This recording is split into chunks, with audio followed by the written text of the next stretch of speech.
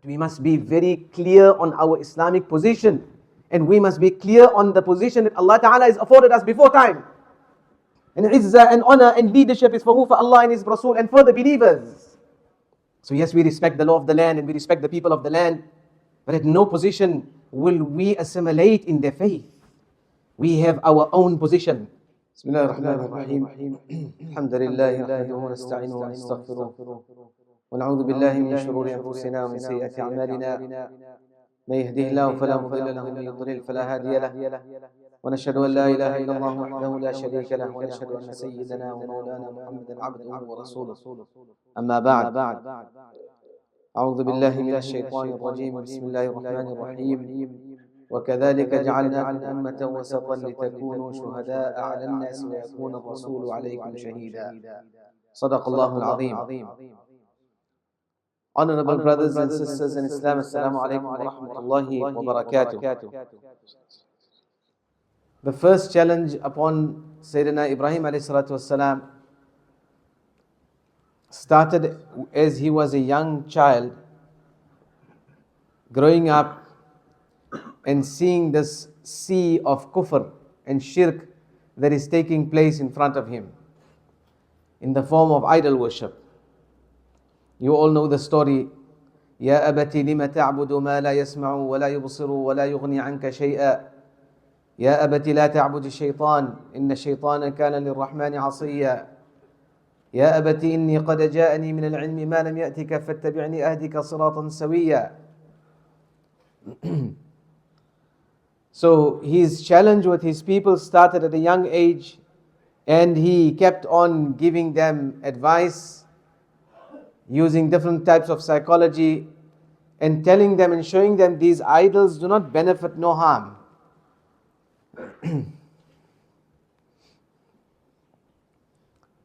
When he broke the idols, the Mufassirin make mention, من لا يدفع عن نفسه الفأس فكيف يدفع عن عابده البأس. That idol who cannot fend itself from the acts of Ibrahim, how will it fend for the worshipper of itself? We all know the story. And then the manufacturer of these idols was his own father, Azar, as mentioned in the Quran. But something which perhaps we do not know of the worship of the people that Ibrahim ﷺ was sent to, they were the Kashdaniyin or the Kaldaniyin people. And part of their idol worship, part of their different types of polytheism, at the time, kufr and shirk was the norm of the time. There was no iman, there was no faith, there was no belief. Part of their idol worship and part of their different polytheistic faith and religion that they were following was that they used to worship the stars as well. Something which we do not know of. So they used to worship the stars, the people of Ibrahim alayhi salatu wasalam, known as the Kashdaniyin people or Kaldaniyin people. And why is this relevant today? Now we're in the month of Dhul Hijjah, it's the month of Ibrahim. And today is the public holiday known as the Matariki.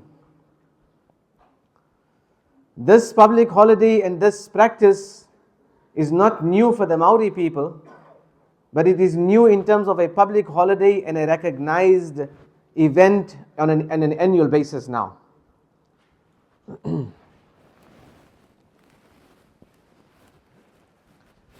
I want to share with you this officially, what is the meaning of Matariki, so that we have a clear picture and we understand why in our position in Islam. So this is officially from the government website. Matariki is an abbreviation of the Maori word Tafiri Matai or Matia, the eyes of the God.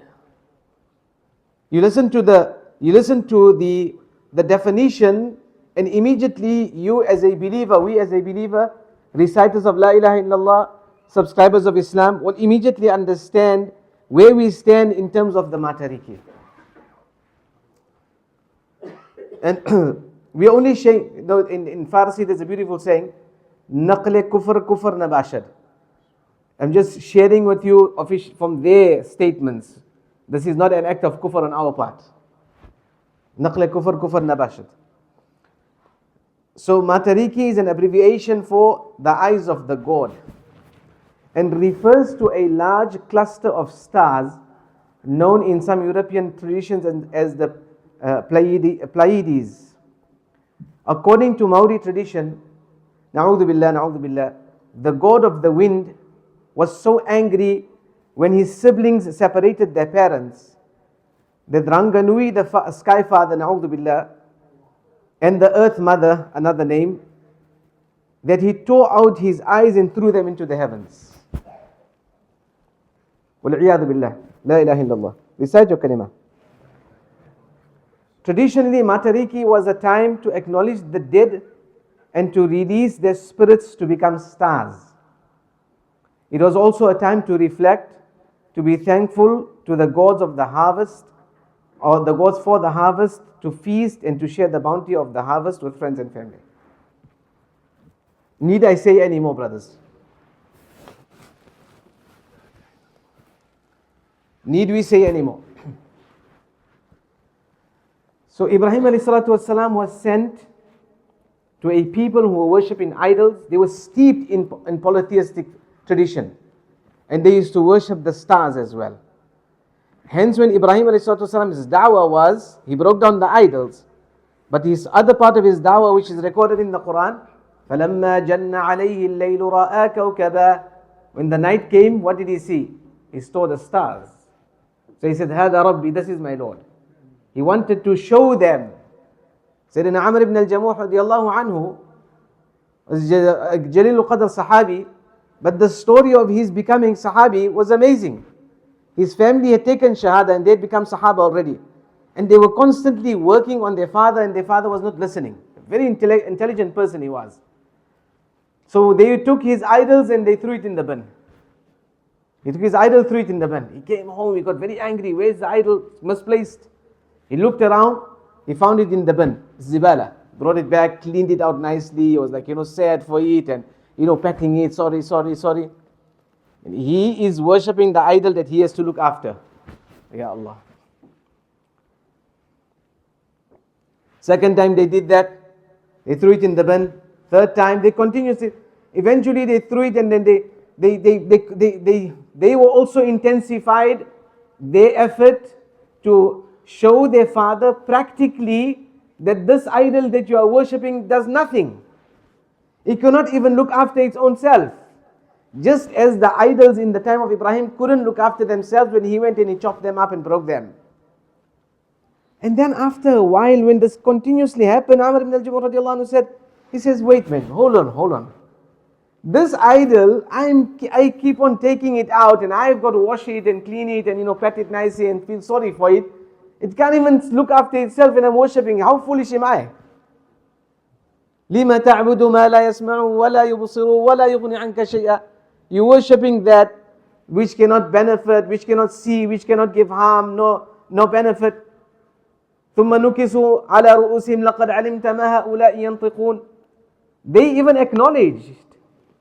These people acknowledged, and they looked down and they were like, regretfully they said, that they can't speak. That the idols can't speak for himself. So he said, in that case, then that's your answer. You shouldn't be worshipping these idols. Obviously, pride and arrogance overtook them, and then they decided to then burn Sayyidina Ibrahim alayhi salatu wasalam. The point I'm making here is that today is that day in which the stars are celebrated. And this is a practice which is steeped in kufr and shirk. It is a shirk al-akbar. And we have to be very clear from an Islamic perspective, where do we stand? We do not criticize any deen for themselves. And this is the beauty of the place that we live in. It's a free land for everyone to worship whatever they want. So the Christians may do as they please, the Jews may worship as they please. In every different community and every different faith group may worship as they please. And we have no problem with each and every one of them. لَكُمْ دِينُكُمْ وَلِيَ دِينِي. And for you is your deen, for me is my deen. But am I on my deen 100%? This is now where the problem starts. Allah subhanahu wa ta'ala has said in the Quran for the believers, وَأَنْتُمُ الْأَعْلَوْنَ إِن كُنْتُم مُؤْمِنِينَ. You know, one of the very first position of leadership is what? The very first position of leadership is that leader must understand that he is a leader. You have to own that position. Rasulullah said, "Ana sayyidu uldi Adam wala fakhr." I am the leader of mankind, and there's no fakhr and there's no pride in that statement. He has to believe himself that he is the Rasul of Allah. Every Nabi must believe in themselves that they are the Rasul of Allah first. The leader has to own that position of leadership. Thereafter you can lead. Allah Ta'ala has by default made the Ummah of Islam, those who are saying La ilaha illallah, on a position of leadership. But unfortunately we have given the leadership to somebody else. وَأَنْتُمُ الْأَعْلَوْنَ إِن كُنْتُم مُؤْمِنِينَ. You are on the highest pedestal. You are on the highest position of believers. If you are a believer. If you own that position that Allah has given you.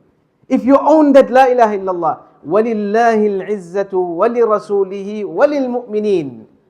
And izzah and honor and leadership is for who? For Allah and His Rasul and for the believers.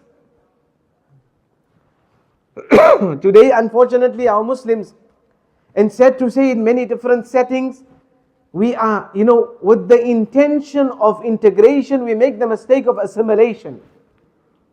We let down all the boundaries and we say, no, we have to celebrate with, and we have to be in solidarity. No, my brother, no, my sister, there is no solidarity in kufr with Allah. There is no solidarity in shirk. What is the greatest sin? Rasulullah ﷺ was asked, أَن تَجْعَلَ لِلَّهِ نِدًّا وَهُوَ خَلَقَكَ. The greatest sin is that you create a deity and a sharik and a partner with Allah, and Allah created you. We don't have the God of the sun and the God of the moon and the God of the stars and this one and that one. We believe in La ilaha illallah Muhammadur Rasulullah.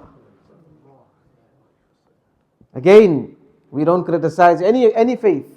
وَلَا تَسُبُّوا الَّذِينَ يَدْعُونَ مِن دُونِ اللَّهِ فَيَسُبُّوا اللَّهَ عَدْوًا بِغَيْرِ عِلْمٍ. We are clear on our position. لَكُمْ دِينُكُمْ وَلِيَ دِينٍ. Do not interpolate those two concepts. And do not criticize the next and the other. Because they have a way of life and a method of worship. And we have ours. If you criticize them on their face, what's going to result in? And likewise vice versa. But we must be very clear on our Islamic position. And we must be clear on the position that Allah Ta'ala has afforded us before time. On the day of Qiyamah, when the Anbiya will be brought forward, and they will be questioned by Allah Ta'ala. And Allah Ta'ala will say that, have you al-ballaght? Have you passed on my message that I entrusted you with? Yes, Allah, I did. Who is your witness? Because their own people will say, no, Allah, he didn't pass on the message. Followers of Nuh alayhi salam and all of the Anbiya, they will reject and they will belie their respective Anbiya and Prophets. So Allah will then address the Nabi, the different Anbiya. Who is your witness? So then he will say, the Ummah of Islam will come forward and say the Ummah of Rasulullah sallallahu alaihi wasallam. And then they will come forward. This is the claimant, this is the plaintiff and the defendant. They say, the Ummah of Rasulullah sallallahu alaihi wasallam said, Ya Allah, we testify that the Nabi, the respective Nabi has passed on the message and made tabligh to his people. What is your daleel? Allah will ask us. What is your daleel? What is your proof and your evidence? Allah, because you sent Rasulullah sallallahu alaihi wasallam with haqq and truthfulness, and we believe in everything that he told us, and he told us, and your Quran said that the Nabi has passed the message. Hence we give that testimony and that shahada. وَكَذَلِكَ جَعَلْ. And this will happen with every Nabi.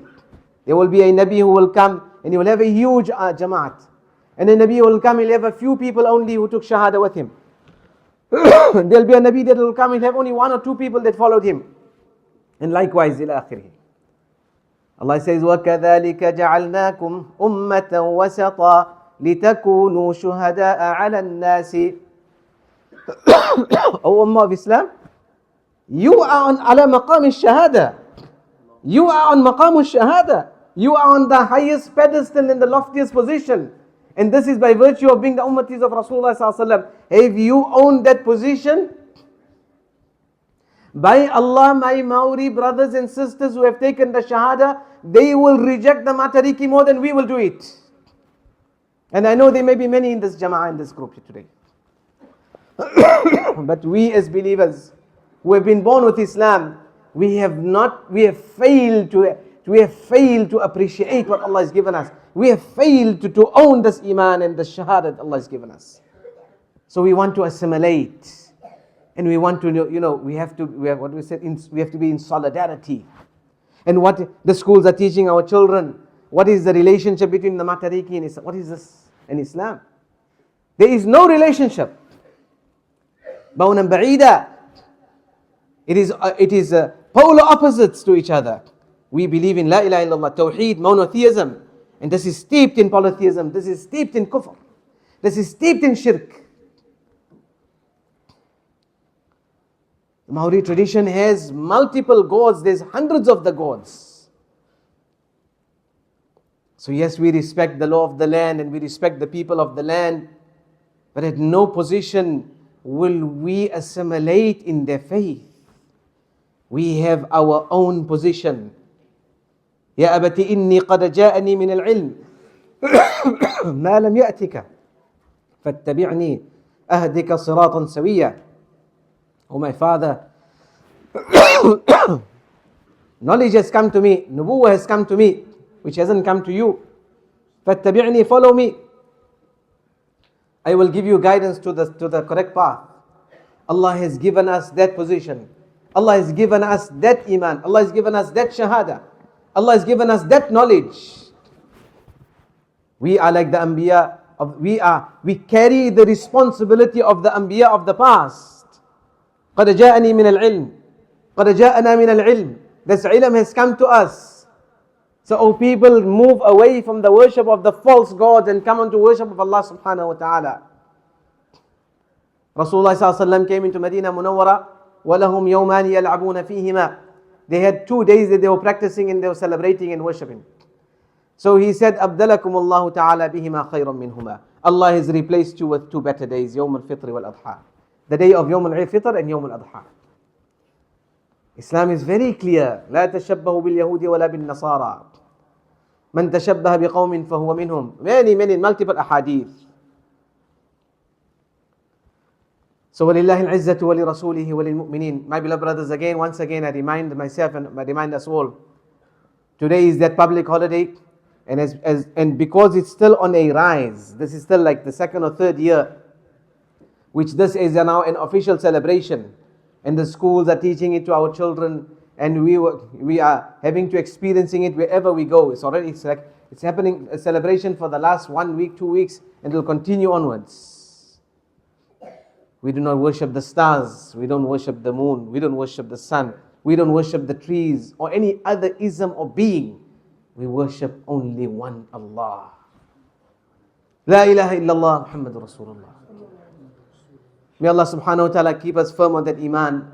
When this ummah has left this position of shahada, when this ummah has left this position of izzah and honor, then dhillah has come upon us. 2 billion Muslims today, and we have no might. Ibrahim alayhi salam was 3 Muslims. How many? 3. Ibrahim, Sarah and Lut. And Allah saved Islam because of their sacrifices. We are 2 billion. You can do nothing.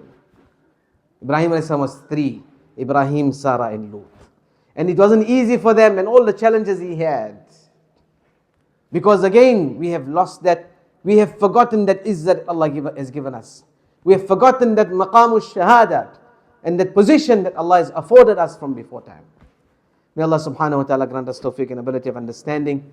And the hujjaj will be coming back now, mashallah. May Allah accept all the hajj and ibadah. Allahumma aghfir lil hajj wa liman istaghfara lahu al hajj. May Allah forgive the hajj and that person on whose behalf the Haji has made dua for as well.